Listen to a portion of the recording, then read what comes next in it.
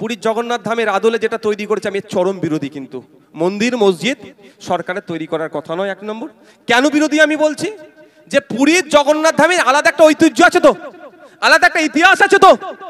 চারটে ধামের মধ্যে একটা বিখ্যাত ধাম তো, তার আদলে যদি পাড়ায় পাড়ায় আমি ওই ধাম তৈরি করে দিই, তাহলে ওই ধামের গুরুত্ব কমবে না? কমবে না?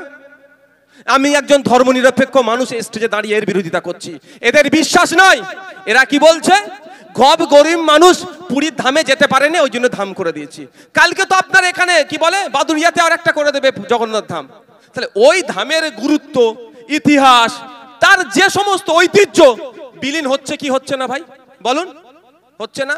আমি উদাহরণের জন্য বলছি, এখানে মুসলিম সম্প্রদায়ের মানুষ বেশি আছেন, সহজে বুঝবেন। আচ্ছা কালকে যদি মমতা বলে, মোদি বলে মুসলমানদের জন্য ভালো চাইছে, এরকম ভালো যে তোমরা মক্কা শরীফে যেতে গেলে 3.5-4 লাখ টাকা হজে লাগে, আমরা এখানে একটা কাবা শরীফ বানিয়ে দেবো, কেমন লাগবে? খারাপ লাগবে না? হবে কি হবে? তাহলে হিন্দু ভাইদের কাছে ওই ধামটা কি ওই রকম হচ্ছে না? চোখ কান খুলে রাখতে হবে। ওটা হিন্দুদের বিষয়, চুপ করে যাবো এরকম নয়। হিন্দু মুসলমানের নয়, অন্যায় হলে অন্যায় প্রতিবাদ করতে হবে। আপনি মন্দির করবেন আপনার কাঠের টাকা দিয়ে করুন, ওর আদলে করছেন, কিন্তু আরো তো মন্দির আছে। কিন্তু মাথায় রাখতে হবে এদের কোন জায়গায় এরা কি করতে চাইছে। প্রত্যেক মানুষের গুরুত্ব, ঐতিহ্যকে ধ্বংস করছে।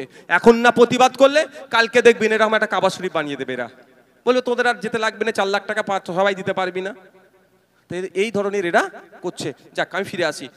ওই যে পুরীর জগন্নাথ মন্দির যেটা আছে, সেখানে দেখবেন কি লেখা আছে, মন্দিরে একটা জায়গায় লেখা আছে অহিন্দু প্রবেশ নিষেধ।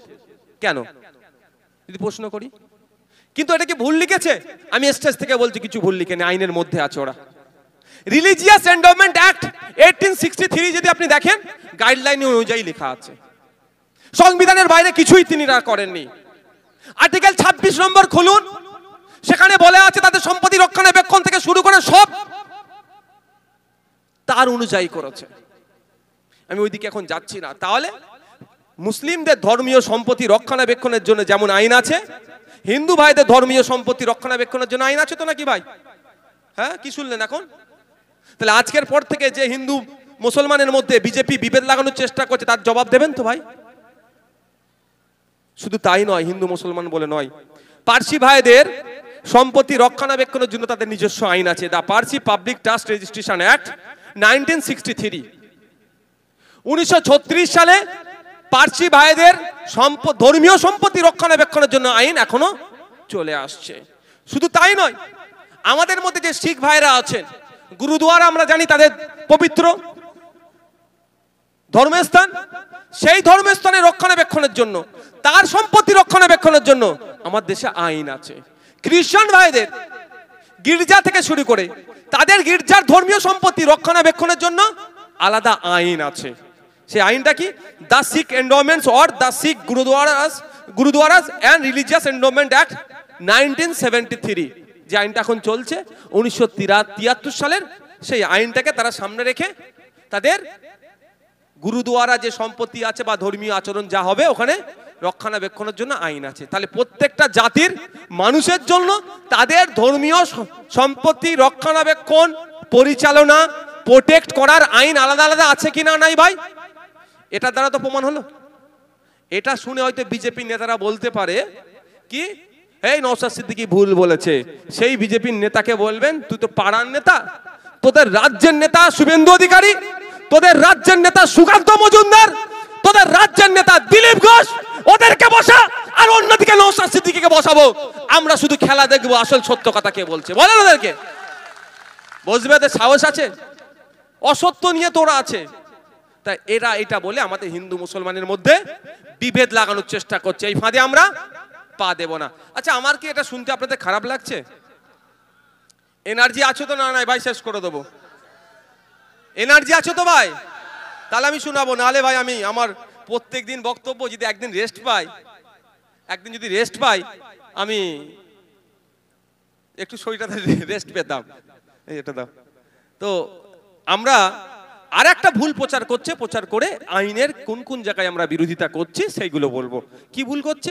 ভুল প্রচার হচ্ছে যে ওয়াকফ বোর্ড নাকি যেখানে হাত দেবে সেটাই নাকি ওয়াকফ বোর্ডের হয়ে যাবে। এটা শোনার পরে বিজেপির লোকেরা আমার হিন্দু ভাইদের কাছে কি গিয়ে বলছে, এই তোর বাড়ির সামনে যে তুলসী তলা আছে, আমার হিন্দু ভাইদের কিন্তু ম্যাক্সিমাম বাড়ির সামনে তুলসী তলা থাকে না ভাই। কেন থাকে? ধর্মীয় বিশ্বাস, তারা সেখানে তার মান্যত থেকে শুরু করে রিলিজিয়াস প্র্যাকটিস সেটা করে। তো ওই তুলসী তলার সামনে যদি ওয়াকাফ বোর্ড এসে বলে এটা ওয়াকাফের জায়গা, দেশের প্রধানমন্ত্রী মোদিজি, দেশের রাষ্ট্রপতি সুপ্রিম কোর্টে কিছু করতে পারবে, এটা ওয়াকাফের হয়ে যাবে। ওই জন্য তো ওয়াকাফ আইন তুলে দিচ্ছে আমরা, এইভাবে বোঝাচ্ছে। স্বাভাবিকভাবে সহজ সরল ধর্মনিরপেক্ষ পাশাপাশি বসবাস করি, কাকা ভাইপোর সম্পর্ক, সেই হিন্দু ভাইটাও কিন্তু ভয় পাবে কি পাবে না ভাই?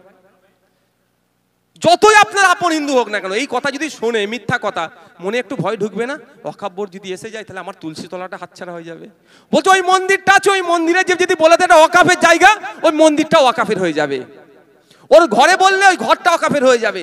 এই রকম ভাবে মিথ্যা কথা বলে হিন্দু মুসলমানের মধ্যে একটা বিভাজন তৈরি করতে চাইছে। আসলে কেন্দ্রের বিজেপি সরকার ক্ষমতায় আসার আগে কি বলেছিল? বছরে 2 কোটি বেকারের চাকরি দেব। আপনার পাড়া থেকে মুসলমানদের কথা বাদ দিন, কটা আমার হিন্দু ভাই চাকরি পেয়েছে হাত তুলে বলতে পারবেন? অ্যাকাউন্টে 15 লক্ষ করে টাকা দেব, 1 টাকা সমান $1 হবে। ঘোড়ার ডিম হয়েছে। 15 লক্ষ টাকা তো দূরের কথা, 15 পয়সা পায়নি, বরঞ্চ আমাদের টাকা, দেশের টাকা চুরি করে বিদেশে বেশি চলে গিয়েছে। আর যারা গিয়েছে তাদের অধিকাংশ গুজরাটের মানুষজন, এই মোদির চাস্তো ভাই, কাকার ছেলে, জাটার ছেলে। আমার এই সঞ্জয় বাবু তো নাকি সন্দীপদার কাকার ছেলে, মামার ছেলে নয়, সব মোদির কাকার ছেলে, মামার ছেলে। ও বা গুজরাটিরা গিয়েছে, তো আমরা বাঙালি গিয়েছে বলতে পারবে? আমাদেরকে কাকার ছেলে, মামার ছেলে যায়নি। তো বুঝতে হবে। তো এরা কি করছে? এই ব্যর্থতা ঢাকার জন্য হিন্দু মুসলমান করো, এই ব্যর্থতা ঢাকার জন্য কি হিন্দু মুসলমান চালিয়ে দাও, ওই ভালো খেয়ে যাবে। আর আমরাও এমন বড় ধার্মিক হয়ে গেছি, আমাদের ধর্ম শিখালো না অন্য ধর্মের মানুষকে ঘৃণা করতে। শ্রী রামকৃষ্ণ দেব, স্বামী বিবেকানন্দজি, মা সারদা দেবী একবারের জন্য শিক্ষা দিল না যে অন্য ধর্মকে তুমি হিংসা করো। হযরত পীরপুরার পীর আবু বকর সিদ্দিক রহমাতুল্লাহ আলাইহি, বসিরহাটের পীর আল্লামা রুহুল আমিন রহমাতুল্লাহ আলাইহি, সর্বোপরি হযরত মুহাম্মদ সাল্লাল্লাহু আলাইহি ওয়াসাল্লাম অন্য ধর্মের মানুষের প্রতি ঘৃণা করতে শিখালো না। আমরা এত বড় ধার্মিক হয়ে গেছি, অন্য ধর্মের মানুষকে নাক ছিটকাচ্ছি। সেই সুযোগটাই মমতা মোদি নিচ্ছে, ধর্মের ধ্বজা ধরিয়ে দিচ্ছে আমাদের হাতে, বলছে এই ব্যাপারটা হবে। কিন্তু আমার ছেলে খেতে পাচ্ছে না, সে হুঁশ আমার নাই। ফিরে আসি, তারা ব্যর্থতা হয়েছে, ব্যর্থতা ঢাকার জন্য কি বলছে? এই ধরনের আইন পাস করিয়ে সম্পত্তি লুট করতে চাইছে। যখন হিন্দু মুসলমান কাঁধে কাঁধ মিলিয়ে লড়াই করতে চাই, তখনই কি বলছে? এটাই এই হয়ে যাবে। আচ্ছা বলুন, ওয়াকফ বোর্ডের যদি এই ধরনের আইন থাকে, আপনারা বিরোধিতা করবেন না? জোরে বলুন। যদি এই ধরনের আইন থাকে, ওয়াকফ বোর্ড যেখানে যে ঝান্ডা বুঁধবে সেটা ওয়াকফের হয়ে যাবে। এখানে বলেন, আমি অ্যাসেম্বলি হাউসের মধ্যে বলেছিলাম, ওই আইনের বিরোধিতা নওশাদ সিদ্দিকী সর্বপ্রথম করবে। কারণ এই আইন তুলে দেওয়া দরকার, প্রত্যাহার করানো দরকার, যে মানুষের উঠোনে গিয়ে তুমি ঝান্ডা লাগিয়ে দিয়ে তোমার সম্পত্তি বলে দেবে। কিন্তু এই ধরনের আইন নাই। আইন যদি থাকতো এই ধরনের, এতদিন রাখতো? প্রথম কথা। দ্বিতীয় কথা যেটা আপনাদের বলি, ওয়াকফ বোর্ড পশ্চিমবাংলার এই মুহূর্তে, আপনাদের এলাকার যারা তৃণমূলের নেতারা আছে জিজ্ঞাসা করবেন, এই মুহূর্তে পশ্চিমবাংলায় প্রায় ৭৬,০০০ ওয়াকফ সম্পত্তি, ৭৬,০০০ বিঘা, কত বিঘা? ৭৬,০০০ বিঘা ওয়াকফ সম্পত্তি বেহাত হয়ে পড়ে আছে। ওয়াকফ বোর্ড উদ্ধার করতে পারছে না। বলছে আমার এত ক্ষমতা, আমি করাত কলে দাঁড়ালে করাত কলটা আমার হয়ে যাবে। কিন্তু করাত কলের আগে ওই সামনে যে 2টো দোকান আছে, চায়ের দোকান, ওটা আমার, অন্যজন ভোগ করছে। আমার এত ক্ষমতা, ওটাকে আমি নিতে পারছি না, আমি করাত কলটার দিকে তাকাচ্ছি। বুঝতে পারছেন? আমার জায়গা ৭৬,০০০ বিঘে, আমি উদ্ধার করতে পারলাম না। আমি কারো উঠোনে গিয়ে যদি বলি এটা আমার, সেটা আমি নাকি দখলে পেয়ে যাব। এটা হতে পারে ভাই? আগে তো আমার ৭৬,০০০ বিঘাটা আমি উদ্ধার করব। ৭৬,০০০ বিঘা উদ্ধার করার জন্য আমার সরাসরি ক্ষমতা নয়। সেই জন্য আমি ছুটে যাচ্ছি কোথায়? ওয়াকফ ট্রাইব্যুনালের কাছে গিয়ে বিচারপতিকে বলছি, মাই লর্ড, ওই আমার বেড়া চাপা এই জায়গাটা করাত কলের ওপারে আমার 2 বিঘে জায়গা আছে, ও দখল করে রেখে দিয়েছে, একটু অর্ডার করো যাতে আমি পেয়ে যাই। ওখানে হচ্ছে না, আমি ছুটে যাচ্ছি কোথায়? কলকাতা হাইকোর্টে। কলকাতা হাইকোর্টে গিয়ে জাজেসদেরকে বলছি, মাই লর্ড, আমার ওই করাত কলের অপোজিটে আমার 2 বিঘে জায়গা আছে বোর্ডের, আকে দখল করে রেখে দিয়েছে, তুমি একটু অর্ডার করো যাতে আমি উদ্ধার করতে পারি।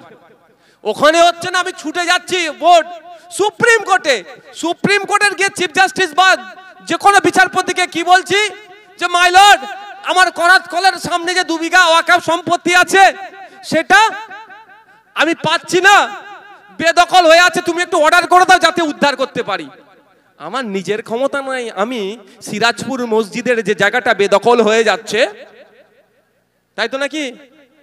হ্যাঁ, সিরাজপুর তো ত্রিমণি, কি ত্রিমণি বলে যে জায়গাটা আছে আপনাদের এলাকায়, হ্যাঁ আমি কাগজ নিচ্ছি। ও বিধানসভায় ছুঁড়ে মারবো মন্ত্রীদের দিকে, ছুঁড়ে মারবো মানে দেবো, ছুঁড়ে মারবো না, আমি মন্ত্রীদের দেবো। ওই দেখুন আপনাদের কারনামা, আপনারা আবার বলছেন বিজেপির আইনের বিরুদ্ধে, সেটা দেখাবো, আমার কাছে কাগজ চেয়েছি।